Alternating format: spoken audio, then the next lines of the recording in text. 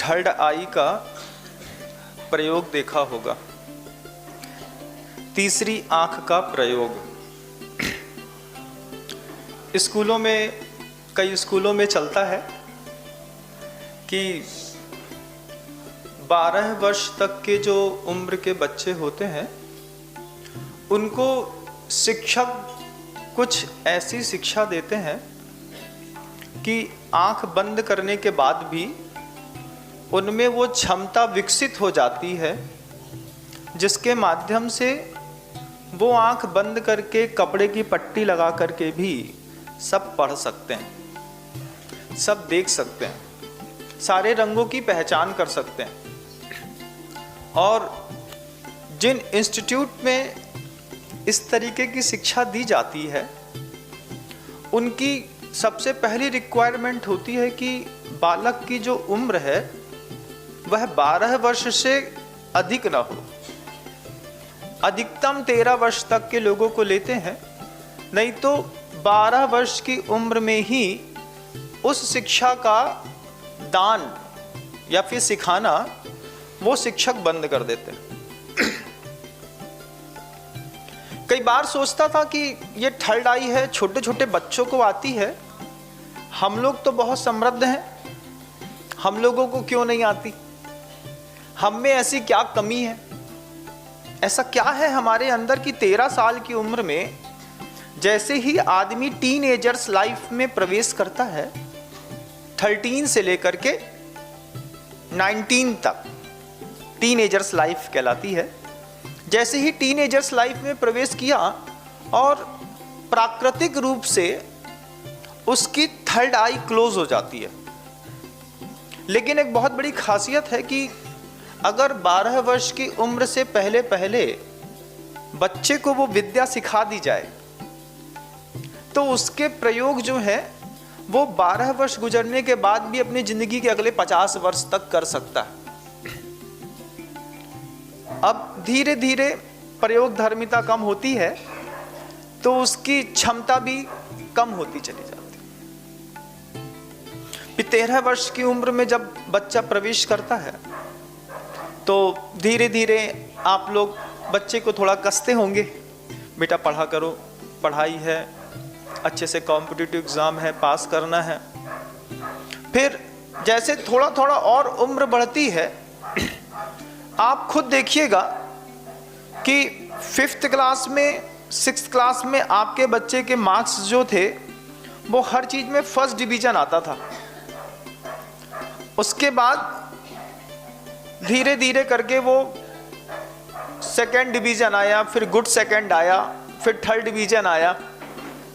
फिर ऐसी क्या घटना घट गई कि वो फेल ही होने लगा। फिर बड़ी मुश्किल से हम बच्चों के पीछे बहुत पढ़ना पड़ता है, पीछे लगना पड़ता है, तब जाकर के बच्चे जो हैं उनको बात समझ में आती है। लेकिन 12 वर्ष तक कोई भी अतिरिक्त ऊर्जा का प्रवाह बच्चों के अंदर संचारित नहीं करना पड़ता बंधु। उसके बाद क्या हो जाता है? अब यही क्वेश्चंस धीरे धीरे जैसे जैसे उम्र बढ़ती है और जब 19 की एज पार करके बच्चा 20 साल का हो जाता है, 20 साल की उम्र में फिर बच्चे हमारे पास आते हैं, महाराज 12th कंप्लीट हो गया, अब CA करना, CFA करना, MBA करना, BE करना, ME करना, BDS करना, नीट करना, क्लैट के एग्जाम करना, UPSC करना, FPPSC करना, कितने सारे कॉम्पिटिटिव एग्जाम हैं जिनकी तैयारी करने वाले बच्चों के अंदर इतना ज़्यादा डिप्रेशन है कि वो डिप्रेशन में कई बार बड़ी बड़ी मोटी मोटी बुक्स को साथ में रखने के बाद भी मृत्यु को स्वीकार करना पसंद कर लेते हैं। लोग के कमेंट्स आते हैं हमारे पास, बताते हैं कि महाराज पढ़ते हैं और पढ़ते पढ़ते ऐसा लगता है जैसे आत्महत्या कर लें। अभी आपने देखा ही है कि आपके नगर में भी ऐसी कोई घटना घट गई जो बहुत ज़्यादा दुख का वातावरण बनाने वाली थी कि पढ़ने वाली उम्र में बच्चा आत्महत्या कर लेता है। आप लोग शांत बैठेंगे तो हमारी आवाज़ आपको संवेदनाएं अंदर तक जाएगी। मैं अंदर से बोल रहा हूँ, आपको दिखाना चाहता हूँ कि हम गलती कहां पे करते हैं। आप देखिए कि बच्चे कहते हैं महाराज खूब पढ़ते हैं, याद नहीं होता। महाराज जी बहुत पढ़ते हैं, लेकिन एग्जाम का लास्ट पेपर है, निकल नहीं पा रहा। महाराज जी हमने खूब सारी मेहनत करी, लेकिन जब पेपर सामने आया माथा ऐसा हैंग हो गया, समझ भी नहीं आया क्या लिखना है, और कुछ का कुछ लिख करके हम चले आए।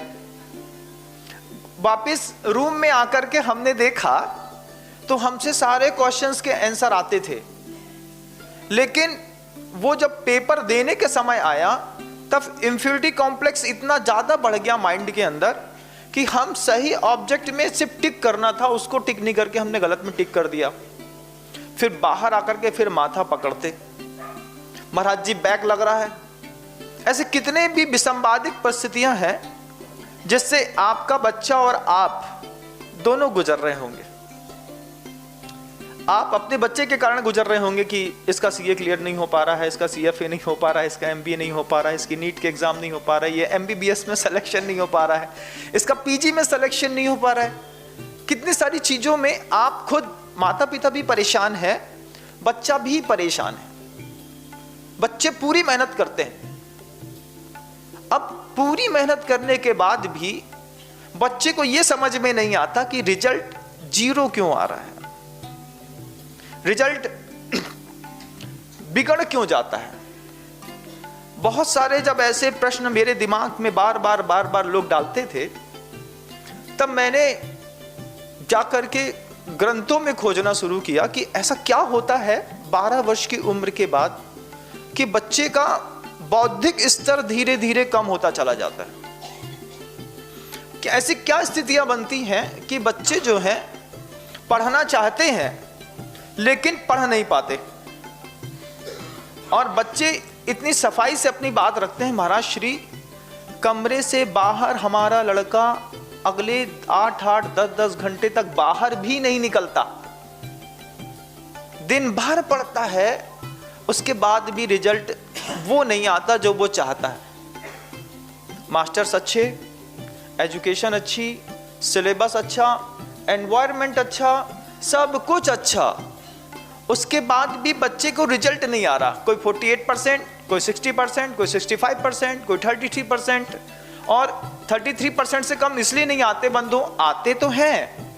जो पढ़ाने वाले इंस्टीट्यूट होते हैं वो 33% से कम मार्क्स देते नहीं है कि कहीं आपको ये नहीं लगे कि हम फेल हो गए हैं तो आप सीधे जाके नदी में कूद जाओ। तो इंस्टीट्यूट ने ये व्यवस्था बना ली कि हम आपको फेल नहीं करेंगे। ऐसा होता है कि नहीं, हो रहा है कि नहीं, हो रहा है।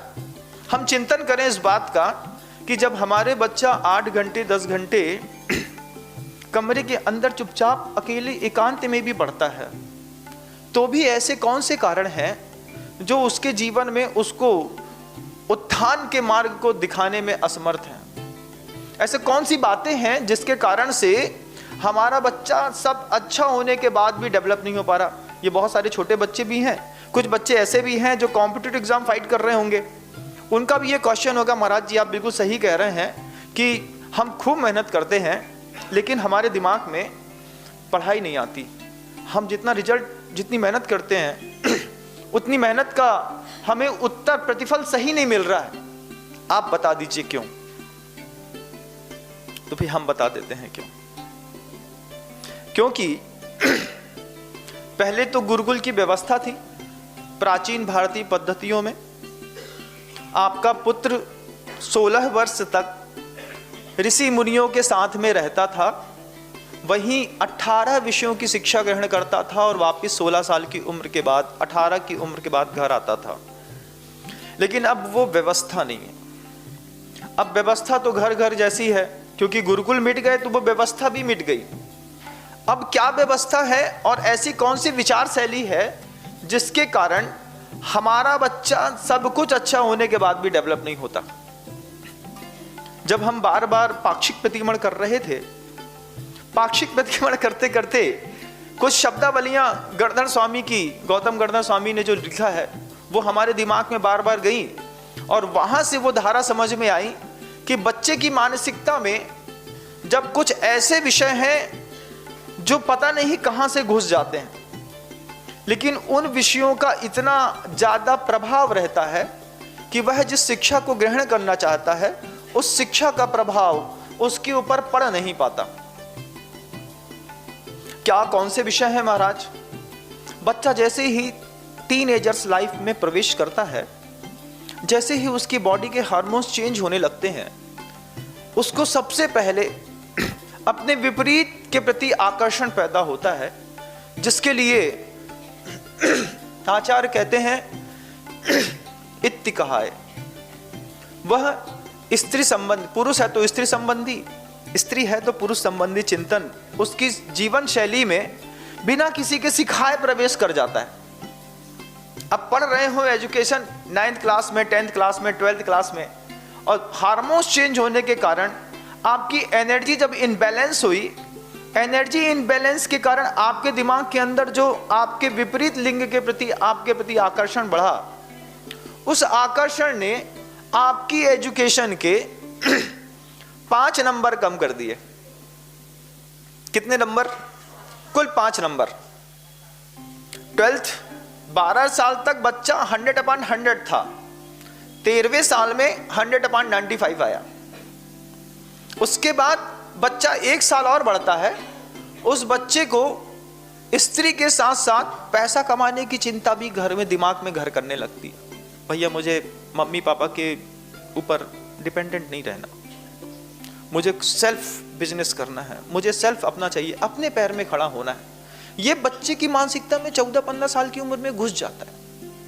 जैसे ही बच्चे की मानसिकता में ये दूसरा विचार घुसा कि मुझे पैसा कमाना है, उसके 5 नंबर और कम हो गए।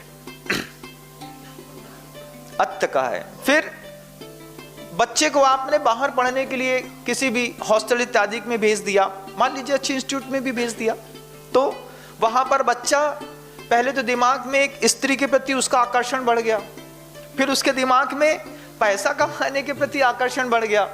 अब वो वहां जाकर के जब माता पिता के हाथ के भोजन को छोड़ देता है, तो वो वहां पे जाकर के पढ़ते पढ़ते जब थोड़ा फ्रस्ट्रेट होता है, बोले क्या खाएं यार, क्या चाहिए, तो फिर उसके दिमाग में भोजन कथा घुस जाती है कि भैया मुझे ये खाना है और ऐसा खाना है।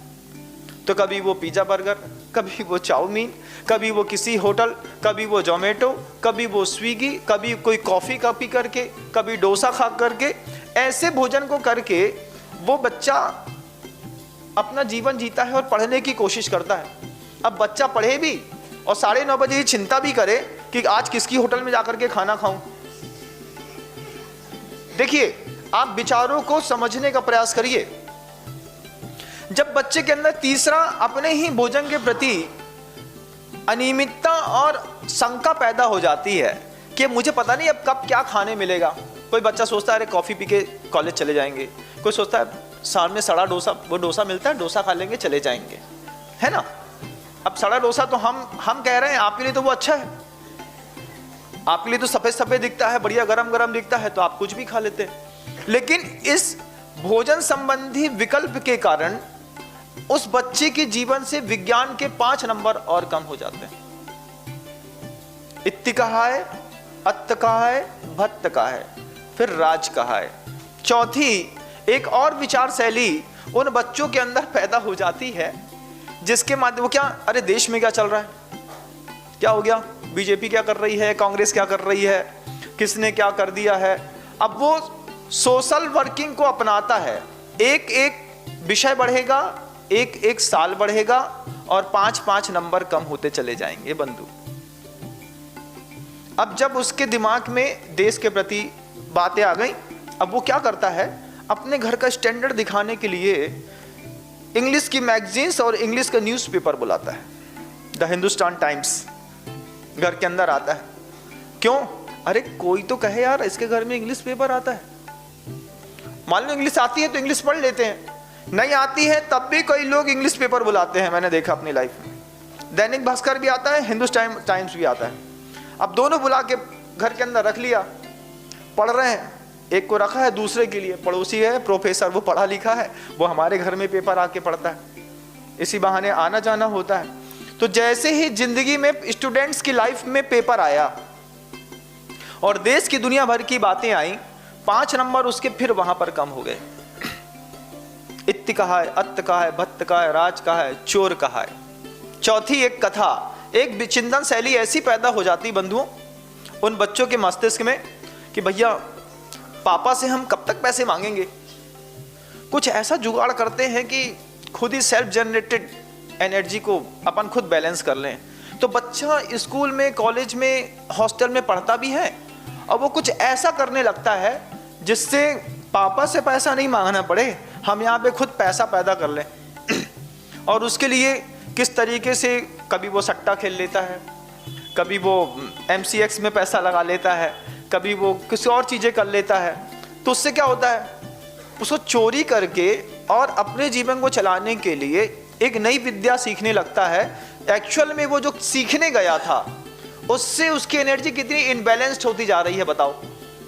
सबसे पहले अपोजिट सेक्स में चली गई, उसके बाद पैसे में चली गई, फिर खाने में चली गई, फिर देश की बातें में चली गई, फिर पर पाषंड कहा है। दूसरा क्या कर रहा है, तुम क्या कर रहे हो, तुम क्या पहने हो, तुम कहां जाते हो, तुम कैसे पढ़ते हो। जब उसका दिमाग दूसरे में चला जाता है फिर उसके 5 नंबर कम हो गए बंधु। कितने नंबर कम हो गए? अब बताइए बच्चा कितने % बचा? घर में गया था तो कितने % था?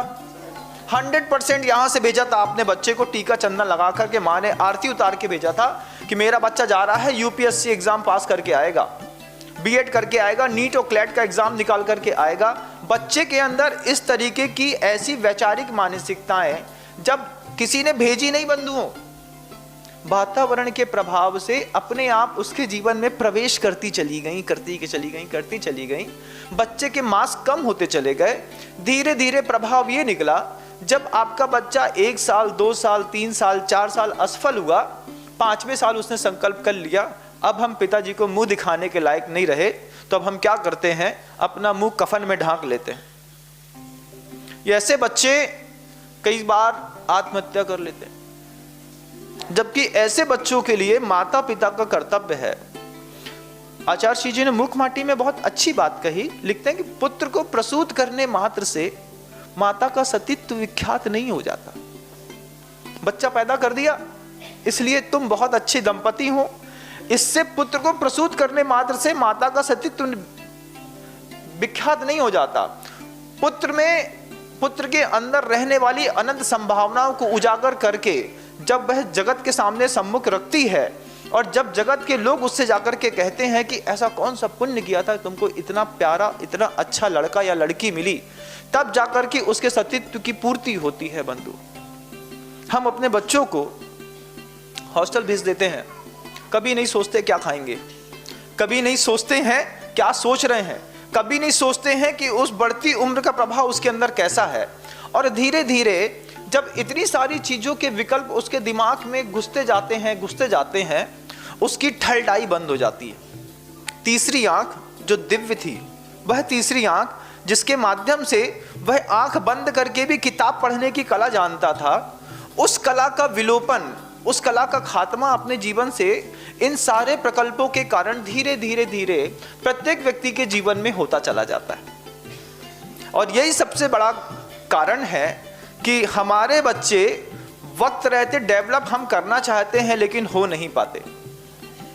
माता पिता का कर्तव्य बनता बच्चों को इस तरीके की मानसिकता को समझ करके, इस तरीके की मानसिकता के बारे में माता पिता बच्चे से स्वयं चर्चा करें। बेटा अभी पैसे के बारे में विकल्प मत करो।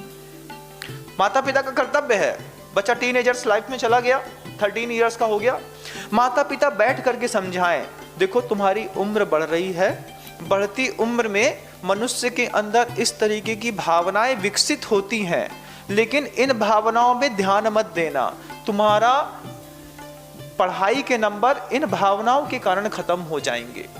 उसकी जानकारी माता पिता को देनी चाहिए। माता पिता बोलते बात करने में शर्म आती है महाराज, और जब लड़का सुसाइड कर लेता है तब कैसा लगता है।